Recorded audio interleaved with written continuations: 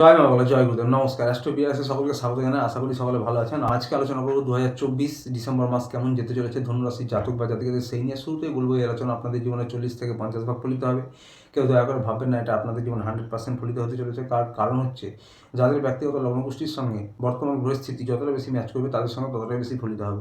এবং এটি কারোর ব্যক্তিগত লগ্নগোষ্ঠী নিয়ে আলোচনা নয়, সেটা মাথায় রেখে দেখবেন। যাদের ব্যক্তিগত লগ্নগোষ্ঠীতে গ্রহের স্থিতি খারাপ বা দশা খারাপ চলছে তাদের ক্ষেত্রে কিন্তু কিছু বৈষম্য হতে পারে। এর উদ্দেশ্য হচ্ছে যা কিছু ভালো রয়েছে তাদেরকে যেন আরও ভালোভাবে প্ল্যান করতে পারেন, এবং যা কিছু খারাপ বা নেগেটিভ রয়েছে তাদেরকে যেন সতর্ক বা সাবধান হতে পারেন।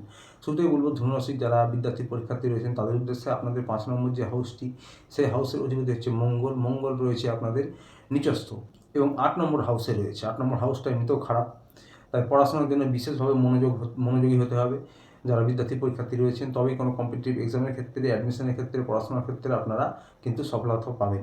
এবং আপনারা যারা উচ্চশিক্ষায় রয়েছেন, তন্ত্রমন্ত্র জ্যোতিষ নিয়ে পড়াশোনা করছেন, তাদের উদ্দেশ্যেও বলছি যে আপনাদের কিন্তু বেশি মনোযোগী হতে হবে, কারণ এই মাসে মন চঞ্চল অস্থির হবে বিভিন্ন কারণে।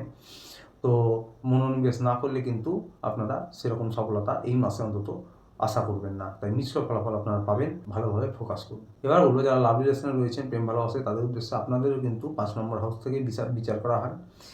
তো আপনাদেরও মনে রাখতে হবে যে নিজেদের সম্পর্ক উন্নত করুন, নাহলে মনোমালিন্য, মন কষাকষি, আপনার অপোজিটে যে আছে তার অ্যাগ্রাসন বেড়ে থাকা, আপনার মনে চাপা রাগ থাকা, এগুলো কিন্তু হতে পারে। একটু খিটখিটা হয়ে যাওয়া। এমনিতে ধনুরাশির সময়টা একটু খারাপ যাচ্ছে। তার কারণ হচ্ছে ধনুরাশি কিন্তু অনেক পুরনো সময় থেকেই এই অষ্টম হাউসে কিন্তু রাহুর দৃষ্টি রয়েছে, এবং বৃহস্পতি যেটা আপনাদের লগ্নাধিপতি সে কিন্তু 6 নম্বর হাউসে রয়েছে। তো সুতরাং নিজেদের সম্পর্ক উন্নত করুন। ঘোরা, আনন্দ হুল্লোড় মাঝে মাঝে হতে পারে, কিন্তু মনোমালিন্য হতে পারে, ইগোর সমস্যা, রাগারাগি এগুলো হতে পারে। এবার বলবো যারা হাজব্যান্ড ওয়াইফ রয়েছেন তাদের উদ্দেশ্যে আপনাদের যে 7 নম্বর হাউসটি রয়েছে, সেই 7 নম্বর হাউসের যে অধিপতি বুধ 12 নম্বর হাউসে রয়েছে। যদিও আপনাদের কিন্তু হাজব্যান্ড ওয়াইফের মধ্যে কর্মব্যস্ততা বাড়বে, এবং আপনাদের মধ্যে কিন্তু একে অপরকে আপনাদের সাহায্য করতে হবে, আপনাদের একে অপরের বোঝাপড়া উন্নত করতে হবে। তা নাহলে কিন্তু মাঝে মাঝে ইগোর সমস্যা হতে পারে, এবং আপনাদের কিন্তু একে অপরের মনোমালিন্য হওয়া বা মতান্তর হওয়া, এটা কিন্তু এই মাসে বিশেষভাবে হতে পারে। তবে একটা কথা, যাদের ব্যক্তিগত লগ্নগোষ্ঠীতে 7 নম্বর হাউস রিলেটেড গ্রহের স্থিতি ভালো বা দশা ভালো চলছে, তাদের ক্ষেত্রে কিন্তু এমনটা নাও হতে পারে। তবুও আপনারা কিন্তু নিজেদের বোঝাপড়া উন্নত করুন। আপনাদের কর্মের জায়গায় কিন্তু আপনাদের কর্মব্যস্ততা বাড়বে, তবে আগের থেকে বর্তমান পরিস্থিতিতে বিশেষ করে 15 তারিখের পর আপনাদের একটু বেটার হবে কর্মের জায়গাটা, যারা হাজব্যান্ড ওয়াইফ উভয়ে জব করেন। পরিবার নিয়ে বলবো, পরিবারে আত্মীয় কুটুম্বদের হয়তো সাহায্য পেয়েছেন গত মাসে, তবে এই মাসেও পরিবারের আত্মীয় কুটুম্বদের সঙ্গে সম্পর্ক মোটামুটি ভালো থাকবে। পরিবারের যারা সদস্য রয়েছে তাদের সঙ্গে বোঝাপড়া উন্নত করুন, এবং শ্বশুর শাশুড়ি, বাবা মা, তাদের স্বাস্থ্যের খেয়াল রাখুন। ব্যবসা বাণিজ্য যারা করেন এবং যারা সরকারি বেসরকারি চাকরি করছেন তাদের উদ্দেশ্যে বলবো যে ব্যবসা বাণিজ্য বা চাকরির ক্ষেত্রে বলবো যে আপনাদের 9 নম্বর এবং 10 নম্বর ভাগ্যস্থান এবং কর্মস্থানের অধিপতি কিন্তু আপনাদের 12 নম্বর হাউসে রয়েছে, তাই খরচ একটু বৃদ্ধি হবে। এবং 15 তারিখের পর থেকে কিন্তু অবস্থাটা একটু ভালো। শুক্র রয়েছে 2 নম্বর হাউসে, সুতরাং পয়সা অর্থ কিছুটা হলেও সঞ্চয় করতে পারবেন এই মাসে। 15 তারিখের পর সরকারি যারা চাকরি করেন বা সরকারি পরীক্ষার জন্য যারা চেষ্টা করছেন তাদের জন্য সময়টা একটু ভালো, এবং অর্থনৈতিক পরিকাঠামো একই রকম থাকবে।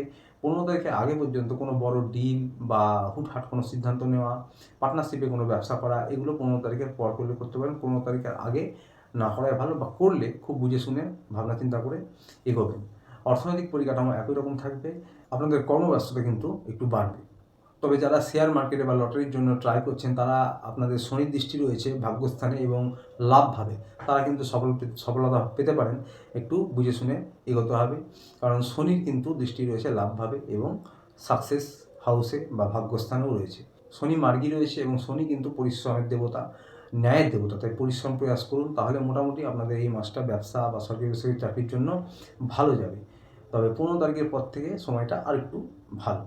স্বাস্থ্য নিয়ে বলবো, অনেকদিন ধরেই 6 নম্বর হাউসে আপনাদের কিন্তু দেবগুরু বৃহস্পতি রয়েছে লগ্নাধিপতি। তো রোগ, ঋণ, শত্রু বিগত দিনগুলোতেও ধনুরাশিকে অনেক সমস্যা দিয়েছে। তবে ধীরে ধীরে পরিস্থিতি পরিবর্তন হবে, এবং আস্তে আস্তে আপনারা কিন্তু নিজের পরিস্থিতি ডেভেলপমেন্ট করতে পারবেন। অষ্টম হাউসে মঙ্গল রয়েছে নিচস্থ, তার উপর আবার রাহুর দৃষ্টি রয়েছে। 6 নম্বর হাউসে আপনাদের লগ্ন অধিপতি রয়েছে, তো ইমিউনিটি সিস্টেমটা খারাপ হতেই পারে, এবং high blood pressure, low blood pressure, রক্তজনিত যে কোনো সমস্যা, চোটাঘাত লাগা, এ সমস্ত হতে পারে। বদহজম হতে পারে, লিভার, কিডনি, স্টমাক জনিত সমস্যা, থেকে অনেকের ক্ষেত্রে বুকজনিত কোনো সমস্যা হতে পারে। যারা পুরনো কোনো সমস্যায় ভোগেন তারা হাঁটাহাঁটি যোগব্যায়াম করতে পারেন, ডাক্তারের পরামর্শ মেনে চলুন। অ্যালার্জি, ইনফেকশান এগুলো কিন্তু আপনাদের হতে পারে, স্কিনের সমস্যা হতে পারে। প্রতিকার নিয়ে বলবো, ধনুরাশির জাতক বা জাতিকারা যারা রয়েছেন আপনারা কিন্তু প্রত্যহ ওম নমঃ শিবায় 108 বার করগুণ জপ করতে পারেন। 2 মিনিট 3 মিনিট ধ্যানের মতন জপ করতে পারেন চোখ বন্ধ করে। রাতে বা উঠোনে পাখিদের কিছু খাবার খান, প্রত্যহ অত্যন্ত ভালো প্রতিকার হবে।